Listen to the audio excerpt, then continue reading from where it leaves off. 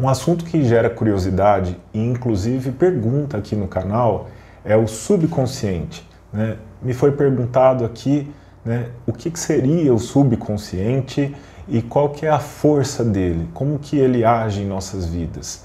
E eu acho que é interessante a gente poder primeiro voltar na origem desse termo, né? O subconsciente é um termo que foi usado pela psiquiatria francesa do final do século XIX, mas logo foi abandonado por Freud.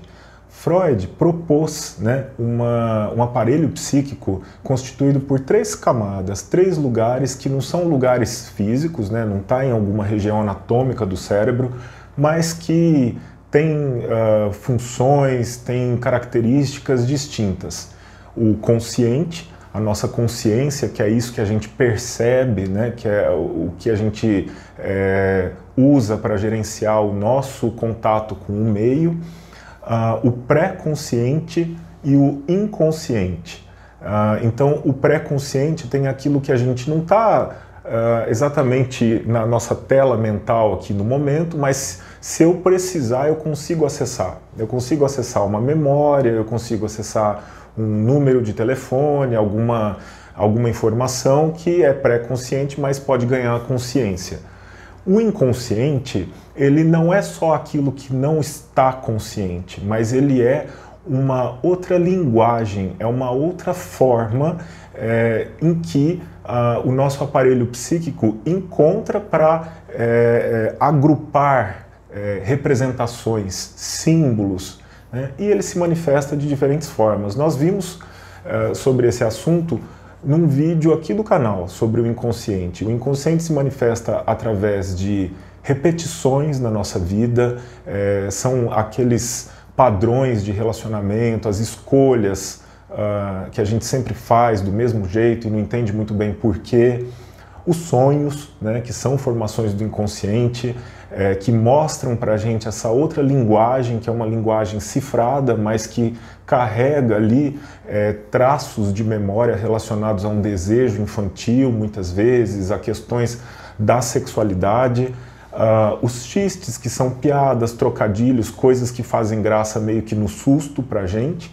E outras formações do inconsciente, como os atos falhos, que são aquelas coisas que a gente deixa escapar sem querer e depois que a gente falou, a gente presta atenção e aquilo tem um certo sentido novo para a gente, é um tropeço, né, que a gente fala ali e que nos denuncia em alguma coisa do nosso íntimo.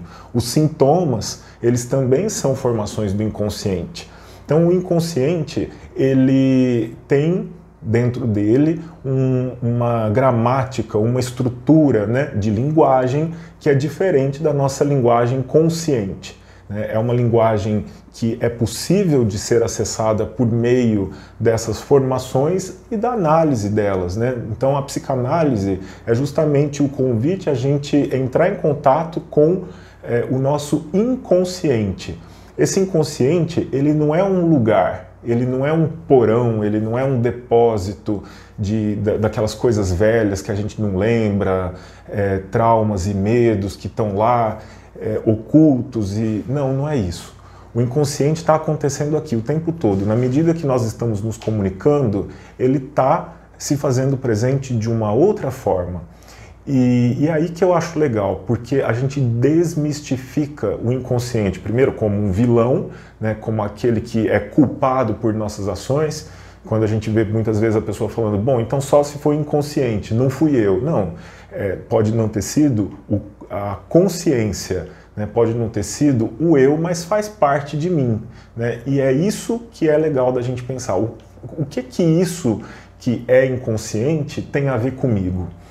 Isso não é nenhum poder, nenhuma coisa assim assombrosa, não é algo que vai para o lado de uma manipulação. Né? Então, quando a gente pergunta a força do subconsciente, né, que é aquele ponto inicial do qual a gente partiu, é nenhuma se a gente não tiver um trabalho de análise para entender o inconsciente. Então, nós não falamos do subconsciente aqui nesse âmbito da psicanálise, e também a gente não acredita nessas questões de manipulação dessa força, né, que seria através de hipnose, sugestão, pensamento positivo, ou ainda mensagens subliminares, algo que possa ser comunicado num nível abaixo da consciência e que vai alterar um estado meu ou seu. Não, não é esse também o trabalho da análise, né? Nós não vamos acessar essa coisa que está abaixo da consciência e modificar ela por meio da hipnose, da sugestão, do pensamento positivo, das mentalizações, nada disso.